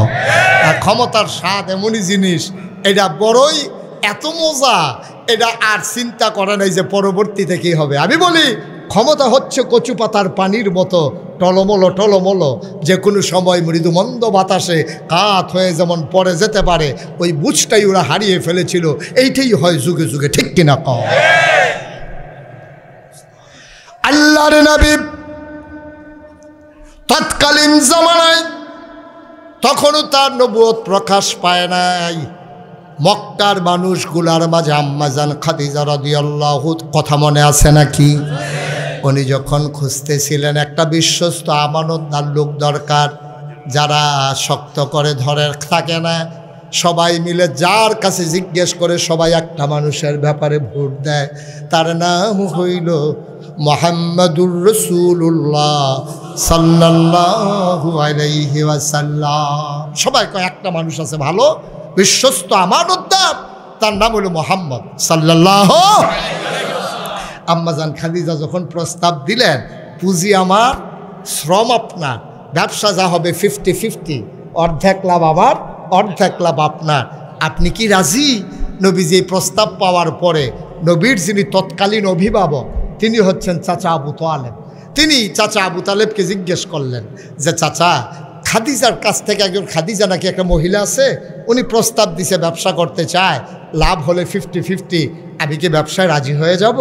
চাচা বললেন গরিব মানুষ আমরা, যেহেতু ওনার পুঁজি আছে, আর তুমি যেহেতু সততা আছে, সুঠাম দেহের অধিকারী, তুমি সফরে অভ্যস্ত, ওকে ফাইন, তুমি রাজি হয়ে যাও। আল্লাহর নবী রাজি হয়ে গেলেন। নবী রাজি হয়ে যাওয়ার পরে ব্যবসায় গেলেন। আম্মাজান খাদিজা বড় বুদ্ধিমতী, সতী, সাধবী এবং তিনি সূক্ষ্মদর্শী একটা মহিলা ছিলেন, এবং তার তৎকালীন জামানায় তার উপাধি ছিল তাহের, তিনি পবিত্রা। সুবহানাল্লাহ বলবেন না? আমরার তারার মতো না, আমরার তারা তো জামাই বিদেশ গেলে তুই কইলিতাম রে, আমরার তারার জামাই বিদেশ বেরিয়ে আজাইরা হইছে বাজাইরা, ঠিক কিনা কও? 5 বছর আগেও বাজারের ভিতরে, কাঁচা বাজারে, তরকারি বাজারে, মাছ বাজারে, গরু বাজারে 5 বছর আগেও মানুষ মহিলা দেখে নাই। কিন্তু এখন মহিলার জন্য অনেক ভালো ভালো হুজুর আমার লগে কইছে যে হুজুর মহিলার সিফাত কইরা তবা কইরা বাজার ছাইরা দিছি। গজবে ধরছে, আপনারে গজবে ধরছে। সরকারের দায়িত্ব হলো দেশের নাগরিকদের সুরক্ষা বিধান করা, দেশের নাগরিকদেরকে দ্বীনি চেতনায় উদ্বুদ্ধ করা। সরকারের দায়িত্ব হলো মানুষদেরকে তাহাজিব তামুদ্দন, ইসলামী তাহাজিব তামুদ্দনে গড়ে তোলা। সরকারের দায়িত্ব হলো রাষ্ট্রীয় পর্যায় থেকে মানুষগুলাকে পশু প্রবৃত্তি দমন করে, সুকুমার ভিত্তি লালন করে, মনুষ্যত্বের বিকাশ ঘটিয়ে সুন্দর একটা সমাজ বিনির্মাণ করা, ঠিক কিনা বলেন? আর আমার দেশে আমরা দেখলাম গত 17 বছরে সবচেয়ে গজবটা যেখানে করেছে এটা হচ্ছে শিক্ষা ব্যবস্থা। আলুর ভর্তা বানান শিহায়, মাইয়া ফান্ডে ফোলা ফান্ডে সাইকেল চালা, ব্যাংক কেমনে লাভ দেয়, এটা সারেও লাভ দেয়, ফলাফাইনেও লাভ দেয়। এখন ফলাফাইনে ব্যাং লাভ শিখছে, সাইকেল ছাড়ে। আর মায়াফানে আলুর ভর্তা কেমনে বানাইতে হইব, সাদ্দর কেমনে বিছাইতে হইব, এইটি মায়াফান্ডে শিখাইতে আছে। আর মেয়েরা এখন আলুর ভর্তা শিখতে আছে। আলু চার ভাগ করে কাটিতে হয়, তারপরে পানির ভিতরে চুবাইতে হয়, তারপরে আগুন জ্বালাইয়া সিদ্ধ করিতে হয়, চুলা আলাদা করিয়া তা মথিয়া ভর্তা বানাইতে হয়। লেখাপড়া শেষ। আরে পাগলের দেশ আর কি, পাগলের দেশ। পাগল কারে কয় চিন্তা করে দেখছে? আচ্ছা, আলুর ভর্তা কেমনে বানায়? মনে হয় যেন এই 17 বছর আগে সব আমরা কাঁচা আলু খাইছি। আর এই আবার আমাদের কপাল এই সরকার হওয়ার পরে আমরা আলুর ভর্তা খাইয়া গেলাম। এর আগে তো আর আলুর ভর্তা দেখছি না আমরা। সি নাউজুবিল্লাহ বলবেন না? একটা জাতিকে যদি ধ্বংস করতে হয়, সেই জাতির শিক্ষা যদি ধ্বংস করে দেওয়া যায়, আর কিচ্ছু লাগবে না, এমনিই জাতি ধ্বংস। ঠিক কিনা কন? আর পরিকল্পিতভাবে এটাই করা হচ্ছিল। আমার স্বাধীন বাংলাদেশে আমার প্রেসগুলোকে বন্ধ করে দিয়ে পরিকল্পিতভাবে ইন্ডিয়ান প্রেস থেকে বাংলাদেশের পাঠ্যপুস্তক ছাপানো হয়েছে। ঠিক কিনা বল? তামাশার একটা শেষ আছে। শিক্ষা ব্যবস্থাকে শেষ করে দিয়েছে।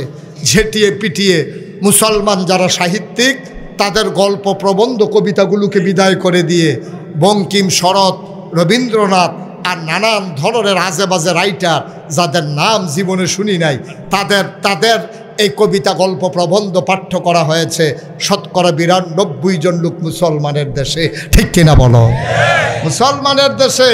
মুসলমানের দেশে হিন্দু সংস্কৃতি পড়ানো হয়। আমার বিয়ের উপযুক্ত মেয়েদেরকে অনেকে মনে করে যে আলেম ওলামারা বোধহয় মেয়েদের লেখাপড়ার বিরুদ্ধে। বেড়া, সভ্যতা শিক্ষা দিছি আমরা মুসলমানেরা। কর্ডোবার সভ্যতা, স্পেনের সভ্যতা, ইউরোপিয়ান কান্ট্রির সভ্যতা, মেডিকেল সায়েন্স, এগ্রিকালচার, সকল কিছুর যে বিকাশ ঘটেছে, সবটাই ঘটেছে মুসলমানদের আমলে। ঠিক কিনা কম? আমরা লেখাপড়ার বিরুদ্ধে না, আমরা মেয়েদেরকে অধিকার দিলাম। আমার নবী বলে দিলেন, আমার কাছে 3টা জিনিস প্রিয়: আমার নামাজ, আমার সুগন্ধি, আর আমার নারী জাতি। অসভ্যের দল এটারে আবার চিত্রিত করেছে, মোহাম্মদ কামুক পুরুষ ছিলেন। নাউজুবিল্লাহ বলবেন না? উনি মেয়েদেরকে বেশি পছন্দ করে। বোকার দল। মেয়ে মানে স্ত্রী না, মেয়ে মানে মা, মেয়ে মানে নিজের কন্যা। ঠিক কিনা কম? মেয়ে মানে নিজের বোন। আমার নবী তার অধিকার দিল, মায়ের অধিকার দিল, স্ত্রীর অধিকার দিল। আল্লাহ কোরআনে বলে দিল, হুন্না লিবাসুল লাকুম ওয়া আনতুম লিবাসুন লাহুন্না। এই বেটা, তোরা বেরিয়ে মহিলারে তোরা কোনো মর্যাদা দাস নাই, বিয়ে করস নাই, বিয়ে বহির্ভূত দাম্পত্য জীবন করেছ, ভোগের সামগ্রী বানিয়েছ নারীকে, কন্যা সন্তান হওয়ার কারণে জীবন্ত কবর দিয়েছ তোমরা নারীকে, তোমরা নারীকে বিনাশ করে দিয়েছ। নারীর মর্যাদা বলতে তোমরা কিচ্ছু দাও নাই। নারী ছিল 2য় শ্রেণীর নাগরিক। হিন্দু ধর্মের ওরা, খ্রিস্টান ইহুদিরা নারীকে মনে করে শয়তানের আড্ডাখানা। এই নারীকে ধ্বংস করে দিতে হবে। নারী হচ্ছে সকল শয়তানের আড্ডা। এই কথা বইলা তারা নানানভাবে নারীকে যখন চিত্রিত করলো, আমার নবী এসে, আমার ইসলাম এসে বলে দিল, হুন্না লিবাসুল লাকুম ওয়া আনতুম লিবাসুন লাহুন্না। ও মুসলমান, নারী 2য় শ্রেণীর নাগরিক না, নারী তোমার দাসীবাদী না, নারী হচ্ছে তোমার সন্তানের মা। আর হুন্না লিবাসুল লাকুম, তারা হলো তোমার গায়ের পোশাকের মতো। ও আনতুম লিবাসুন লাহুন্না, আর তোমরা যারা পুরুষ, তোমরা হলো মহিলার গায়ের পোশাকের মতো। সুবহানাল্লাহ বলবেন? কি ইসলাম! ছেলেটাকে বসাই দেন তো, ও বুঝে নাই, বসাই দেন। হ্যাঁ, 2জনে ধরো। ওমা কি হইল? হ্যাঁ, কি আর আঙ্গুল মাঙ্গুল আধে হইল, কাম হইতো না, বয় দে। হ্যাঁ, তো আগ্রহী রাখছে যে মাহফিল শেষ হইলে তে গোডান দিয়া ফুটে যাবো, তাড়াতাড়ি যাইব। হ্যাঁ, মার হাবা কন, জোরে কন মার হাবা। ভাই, আল্লাহ কি দিলেন! ইসলাম কত বড় নিয়ামত! এখন আজকে আবার 21 শতাব্দীর সূচনা লগ্নে গোটা বিশ্ব যখন কম্পিউটারাইজড, গোটা বিশ্বকে যখন বলা হচ্ছে গ্লোবাল ভিলেজ, যখন আমেরিকা থেকে হ্যালো বললে আজকে পরশুরাম থেকে শোনা যায়, পরশুরাম থেকে হ্যালো বললে আমেরিকা থেকে দেখা যায়, ওরা বোঝাতে চায় ইসলাম হচ্ছে সেকেলে, ইসলাম হচ্ছে ধর্মান্ধ, ইসলাম হচ্ছে প্রতিক্রিয়াশীল, ওরা হচ্ছে প্রগতিশীল, ওরা হচ্ছে একেলে, ওরা হচ্ছে আধুনিক, ওরা সোশ্যালিজমে বিশ্বাস করে, ওরা মোজাইতে চায়। আমরা মুসলমানরা নারীর মর্যাদা দিতে পারি নাই। বেড়া মুসলমান নারীদেরকে যতটুকুন মর্যাদা দিয়েছে, যতটুকুন দরকার সবটা মর্যাদা দিয়েছে ইসলাম। ঠিক কিনা বলো? কষ্ট হচ্ছে আপনাদের? কষ্ট হচ্ছে? এই নারীগুলারে কি করছে? এই গত দেখবেন যে কলেজে পড়ে, ইউনিভার্সিটিতে পড়ে, হাই স্কুলে পড়ে, মেয়েগুলো বিয়ের উপযুক্ত হয়ে গেছে। আধুনিকতার নামে, শারীরিক উৎকর্ষতার জন্যে, শরীর চর্চার নামে আমার যুবতী মেয়েদেরকে ফুটবল খেলার জন্য মাঠের ভিতরে নামিয়ে দিয়েছে। এইটার আমরা যদি বিরোধিতা করি, কয় হুজুররা মেয়েদের স্বাধীনতায় বিশ্বাস করে না। স্বাধীনতায় বিশ্বাস করা আর মেয়েদেরকে ভোগের সামগ্রী বানানো দুইটা এক জিনিস না। ঠিক কিনা?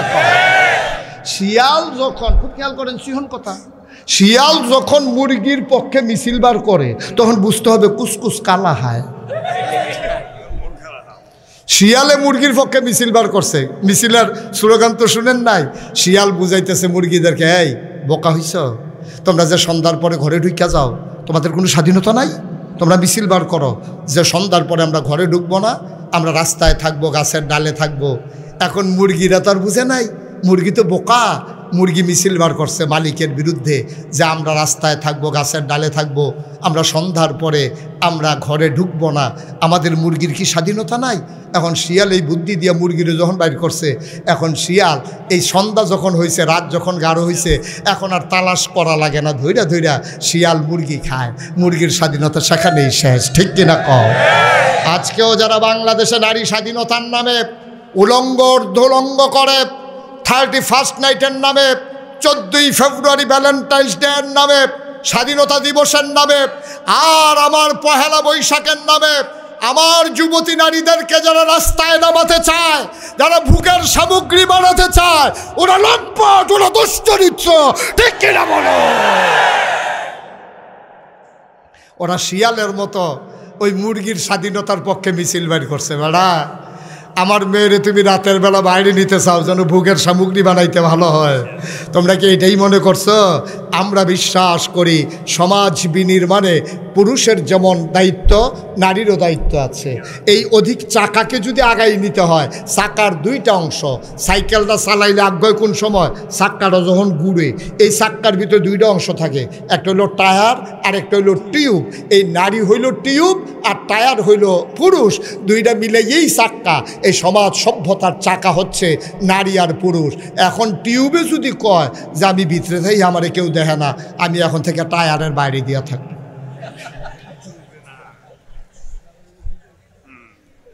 আমি টায়ার থাকবো এখন থেকে ভিতরে, আমি থাকবো বাইরে।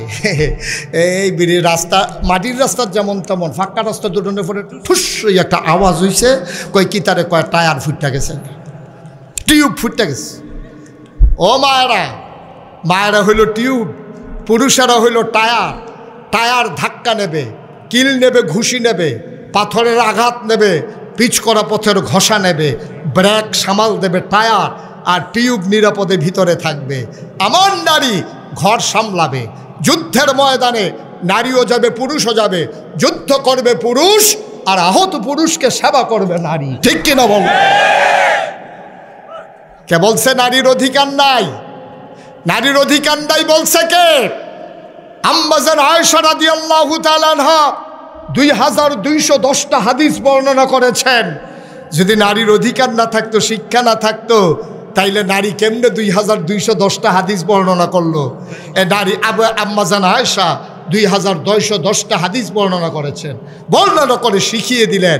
এবং নবীজান দেখালের পরে পারিবারিক যে সমস্যাগুলো দেখা দিত, সবাই মিলে সাহাবারা আম্মাজান আয়েশার কাছে চলে যেত। শিক্ষিত হওয়ার দরকার আছে, কারণ তোমার স্ত্রীর যদি সিজার লাগে, তোমার মহিলা ছাগলের মতো আর্থে আছে, তুমি যদি তোমার কন্যাকে, তোমার স্ত্রীকে গরু ছাগলের জায়গায় নাও, আমি কি করব? আমার ঠেকা কি তোমার বউয়ের পর্দা করার? কত মানুষ তো ফেসবুকের ভিতরেও বউয়ের ছবি দেয়, দেয় নাকি দেয় না? তো তার কি কোনো ব্যক্তিত্ব আছে? তার কোনো ইজ্জত আছে না, সম্মান আছে? তুই কি বেড়া না বেডি আবার নতুন করে চেক করন দরকার? কোন পুরুষ, কোন ব্যক্তিত্ববান পুরুষ তার স্ত্রীর ছবি ফেসবুকে দিতে পারে না, কারণ ফেসবুক হচ্ছে একটা পত্রিকা। তোমার স্ত্রীর ছবি নিয়ে ওই অসভ্য ছেলেরা ব্রিজের উপরে বসে বসে মজা মারতে আছে। চোখটি অন্যরকম চোখ। বউ হইল তোর মজা মারতে আছে, ফোলা পাইনে বখারে ফোলা পাই, তোর লজ্জা আছে, শরম আছে তো? ঠিক কিনা কও? মানে ব্যক্তিত্ববান পুরুষ তার মেয়েকে বাজারে উঠাই দেয় না, রাস্তায় উঠাই দেয় না, পত্রিকায় উঠাই দেয় না। তুমি মহিলাকে মহিলার জায়গায় রাখো, পুরুষকে পুরুষের জায়গায় রাখো, তাহলে এই সমাজ সভ্যতার চাকা এগিয়ে যাবে, আমরা এগিয়ে যাব। তবে আমরা নারীর স্বাধীনতা চাই, এর মানে অশ্লীলতা চাই না, এর মানে বেহায়াপনা চাই না, এর মানে 14ই ফেব্রুয়ারি ভ্যালেন্টাইন্স ডে এর নামে আমার নারীর ইজ্জত আবরু আমরা হরণ করতে চাই না। ঠিক কিনা? আচ্ছা, এবার আপনারা সচেতন মানুষ, এবার আপনাদেরকে আমি 3টা প্রশ্ন করব। ভালোবাসা এটার বাংলা এটার আরবিতে কি কয়? এটারে মহব্বত। মহব্বত ধরেন, হুব্বুন মহাব্বত, হুব্বুন থেকেই মহব্বত এসেছে। আমরা মহব্বতটা করলে ভালো বুঝি, হুব্বুনটা বুঝতো না। এটা এই মহব্বত, এটার হিন্দি হইল পেয়ার, ভালোবাসা, পেয়ার। তাহলে আরবিতে হইল মহব্বত, হিন্দিতে হইল পেয়ার, ইংরেজিতে হইল লাভ। কিন্তু ভ্যালেন্টাইন্স আইলো করতে, ভ্যালেন্টাইন্স অর্থ কি? এটা আমার দেশ না, এটা যে দেশের শব্দই হোক, এর অর্থ ভালোবাসা না। ভ্যালেন্টাইন্স অর্থ ভালোবাসা না। ভ্যালেন্টাইন্স হলো একটা ব্যক্তির নাম। সেন্ট ভ্যালেন্টাইন্স, সাধু ভ্যালেন্টাইন্স একটা ব্যক্তির নাম। সে ছিল খ্রিস্টান। সে খ্রিস্টান ধর্মটারে তছনছ করে দিছে। যত ভালো কথাগুলো সবগুলো খলত মলত করে দিয়ে খ্রিস্টান ধর্মটাকে ধ্বংস করে দিয়েছে। খ্রিস্টান ধর্মটাকে ভোগের ধর্মে বানিয়েছে। সে বলেছে পর্দা পুশিদা, তারপরে বিবাহ শাদী, এগুলার কোনো দরকার নাই। নারীর যারে পছন্দ হয় তার সাথে ঘর করবে, কিসের এজাব কবুল, কিসের সংসার, কিচ্ছু লাগবে না। এই ভ্যালেন্টাইন যুবকদেরকে উস্কে দিয়েছে, যুবতীদেরকে উস্কে দিয়েছে। রেজাল্ট কি হয়েছে? আজকে ইউরোপিয়ান কান্ট্রিগুলোতে আপনি খবর রাখেন না, 1970 সালে একটা জরিপ হয়েছিল যে কত % মানুষ আমেরিকাতে সংসার করে। তারা তখন দেখেছিল 70% মানুষ তারা সংসার করে, আর বাকি 30 জন কুত্তার মতো, শিয়ালের মতো, গরু ছাগলের মতো জিন্দেগি করে। রাস্তা দিয়ে হাঁটতে আছে হায়ওয়ানের মতো, রাস্তা দিয়ে হাঁটতে আছে, জিজ্ঞেস কেমন আছেন? কয় আছি ভালো, আপনি কেমন? কয় ভালো। আপনারা আমার মনে চড় ধরছে? কয় আপনারও আমার মনে ধরছে। কয় চলেন একসাথে থাকি। শেষ, কারবার শেষ। জানোয়ারের মতো, শিয়াল কুকুরের মতো গিয়া সেটা বিয়া নাই, শাদী নাই, বাচ্চা কাচ্চা নেওয়ার নামগন্ধ নাই। 1970 সালে আমেরিকার সমাজ ব্যবস্থা ছিল এমন, 70 জন লোক বিয়ে করত, 30 জন লোক যাযাবনের জীবনযাপন করত। এই যার সাথে ইচ্ছা তার সাথে অবৈধ মেলামেশা করত, বুড়া হয়ে যেত। ওইখান থেকে বৃদ্ধাশ্রম আবিষ্কার হয়েছে। ঘর উঠাইয়া বৃদ্ধাশ্রম সরকারি খরচে তারে রাখতো। মরে গেছে, কবর দিয়ে দিছে, তার কোনো আলে আওলাদ নাই, জিফুত নাই, তার কোনো নাম লৌন্যা নাই, তার জীবন শেষ। নাউজুবিল্লাহ বলবেন না? তখনও 70 জন শতকরা লোক সংসার করত। জি, ওনাকে নিয়ে যান, অসুস্থ মানুষ তো, আমরা দেরি হইব, আমরা দেরি। ওকে, থ্যাংক ইউ। জি, মুরব্বী মানুষ, ওনাকে নিয়ে যান। ওমা এবারে মনে করছে এবারে উঠতে পারলে আমার দুষ্কিতা, এবারও শৈল ভালো না। এবারও শৈল, আরে না হতো পারে আঙ্গুল বাঙ্গুল হাত দেখাইলো, ও কাম হইতো না, বইয়া হচ্ছিল দিয়া ওঠে। ফেসাব ধরলেই কি ফেসাব করণ লাগে নাকি? আচ্ছা দাও, বয়স্ক মানুষ ঘটনা ঘটাইলেই বাবা দাও, ওনারে জায়গা দাও, সাইডে আইয়ান।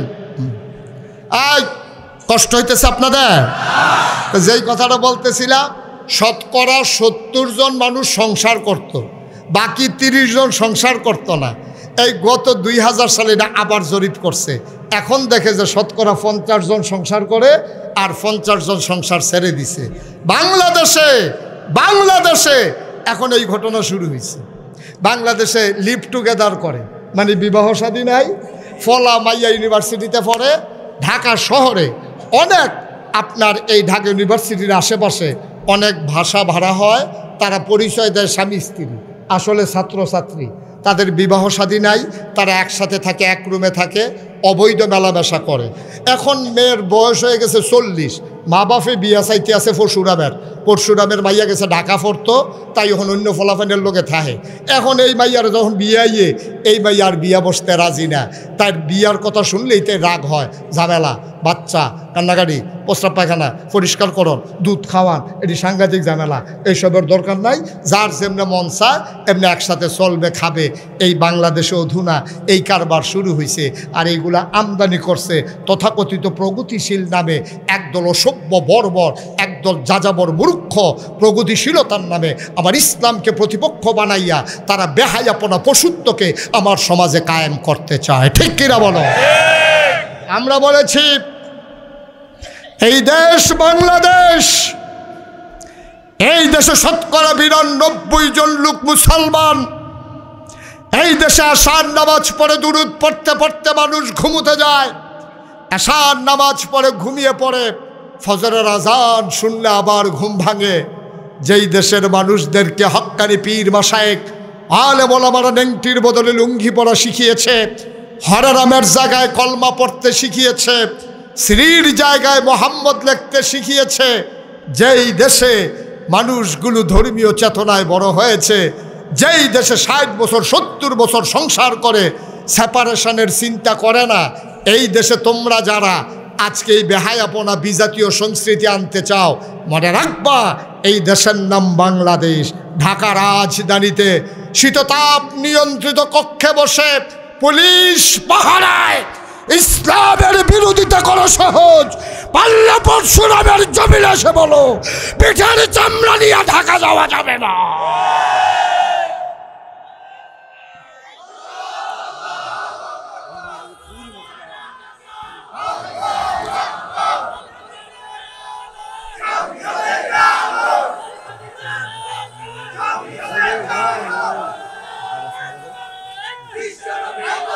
সবাই বলেন আমিন।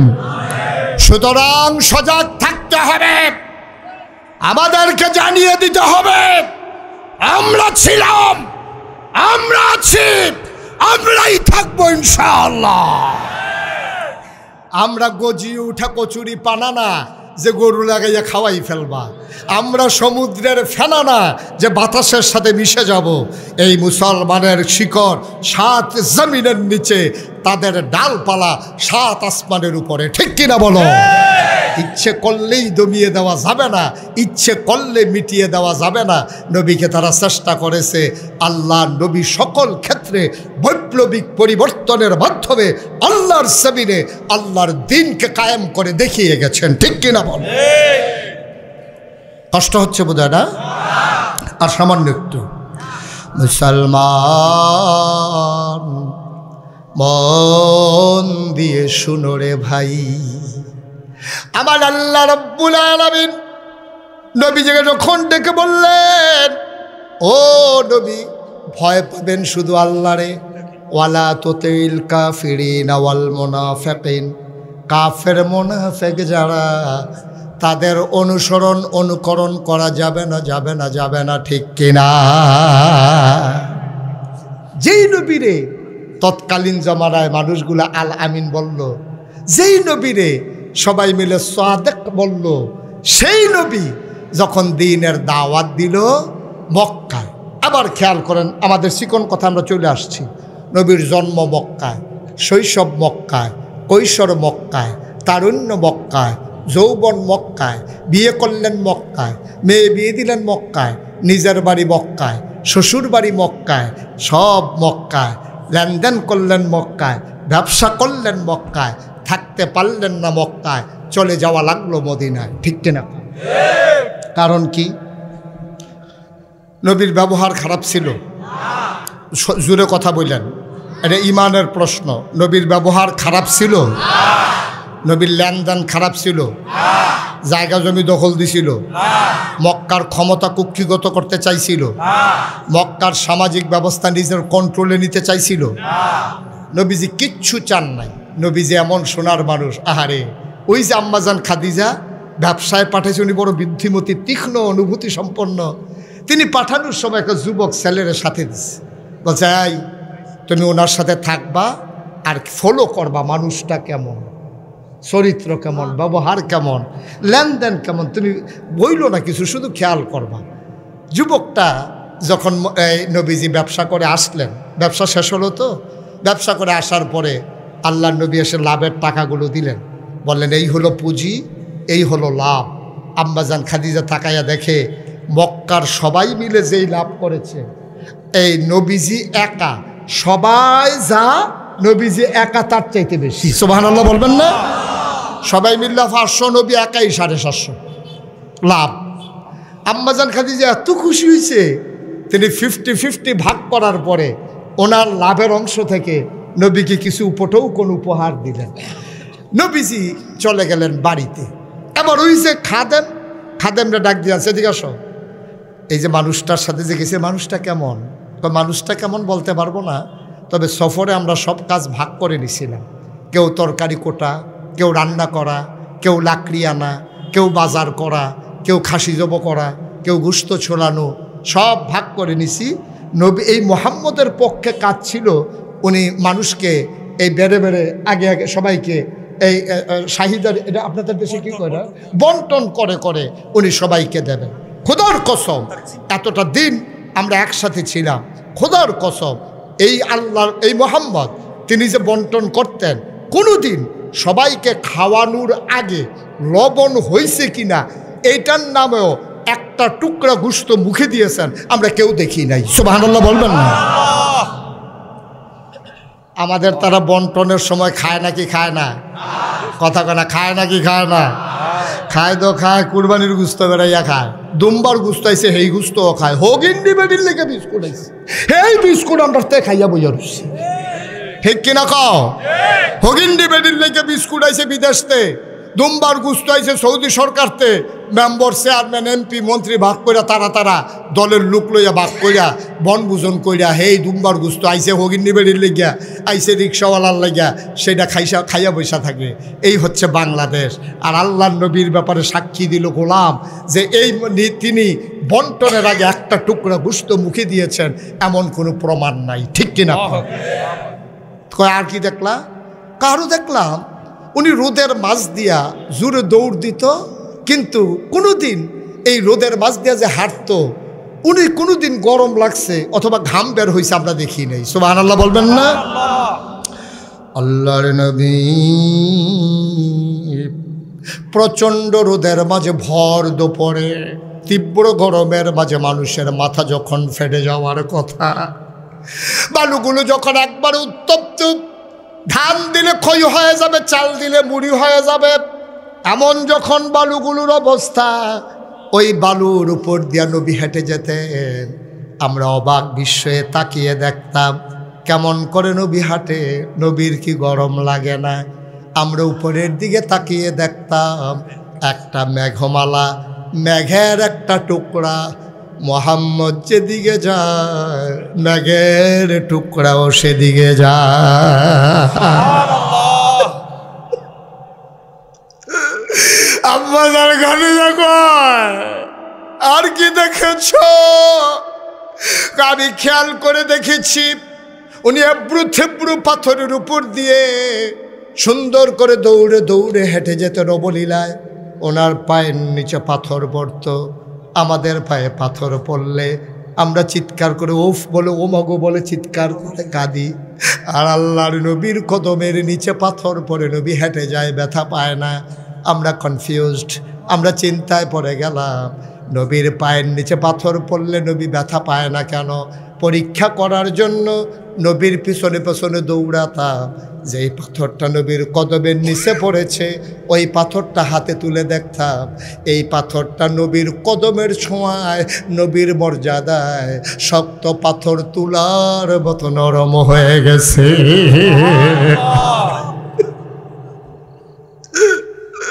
আল্লাহর নবী 25 বছর বয়স, আম্মাজান খাদিজার বয়স 40। যেই বছর নবীর নবুয়ত প্রকাশ পেল আম্মাজান খাদিজার 55, নবীর তখন 40 বছর বয়স। নবী হারা গুহা থেকে নামলেন, এসে খাদিজাকে বললেন, খাদিজা, ও খাদিজা, খাদিজা, আল্লাহর এক ফেরেশতা নাম তার জিবরাইল, শেষে কয় আমি নাকি নবী। আম্মাজান খাদিজা এক একটা প্রশ্ন করলেন না। নবী শুধু বললেন আমি নাকি নবী? আম্মা জান খাদিজার সাথে সাথে কয় অবশ্যই আপনি নবী। আপনি চারটিখানি কথা মনে করেন, এর ভিতরে 15 বছর সংসার করা হয়ে গেছে। আপনার স্ত্রী আপনার এমন কোনো গোপন কাজ আছে জানে না, আপনার সব কথা কেউ জানে না, কিন্তু আপনার স্ত্রী জানে। আমি মুশতাক ফয়েজি এসেছি 2-3 ঘন্টার জন্য। আমি তো খুব ভালো মানুষ, সুন্দর সুন্দর কথা কয়, আপনারা মনে করতেছে খুব ভালো মানুষ। আমি যদি সপ্তাহখানেক থাকি আর টাকা যদি হাওলাত নিতাম পারি, কীরকম ঘুরাইতাম পারি, থাকলে না বুঝবেন।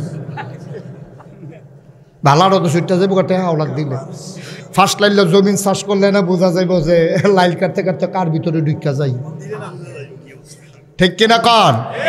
2-3 ঘন্টা তো দেখা সহজ, কিন্তু নবীজির আম্মাজান খাদিজা একাধারে কাছ থেকে দেখছে কয় বছর? 15 বছর। না কথা করা, কয় বছর? 15 বছর। আরেকটু জোরে বাতাস করে, কয় বছর?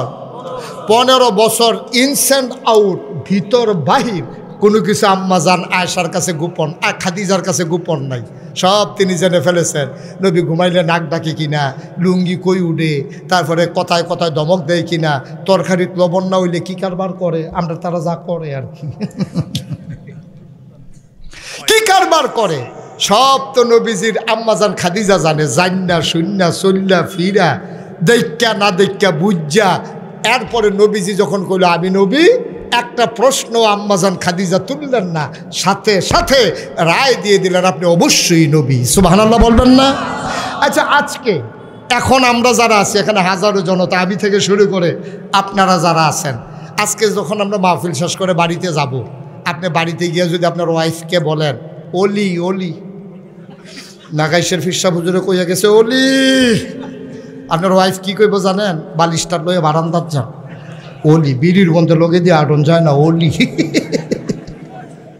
অলি হন বারান্দার যান, অলিয়ে বারান্দার যান, অলি হইছে।